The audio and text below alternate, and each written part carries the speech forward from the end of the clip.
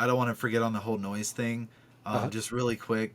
Oh The yeah. other noise that a customer will notice is kind of a high pitched squeal, especially when it's filling with water. That just usually means kind of a reduction in the water flow. So, again, check your filters. When your water hoses are off your washer, you could point the hose inside your washer and turn it on and make sure you have really good fast flow. And if you have good fast flow between both, your washer's filling up okay. It's just a sound that you may just kind of have to deal with, just a squealy water valve, Mhm. unless you want to call a plumber and have it changed, but it's not really doing any damage. So, Yeah, good to know. I think with a lot of issues it is, people can live with a lot of things. They're just worried about, is yeah. something breaking as I'm using it type of thing. Yeah, the cool thing, one good thing about how over engineered a lot of the technology is with appliances is it will definitely let you know if something's wrong with it.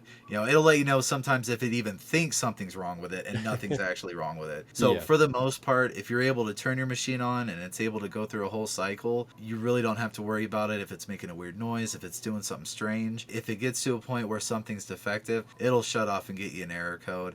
They're really safe nowadays, so that's really good. So safe in the knowledge of general, if there is something wrong, you'll probably get a warning. oh yeah, for Yeah, yeah. sure. Yeah, so I didn't want to forget that because I had to know No, it's that. a really important point, honestly. Just the sort of, I think a lot of these things are the anxiety of something's, breaking or there's a big impending collapse coming.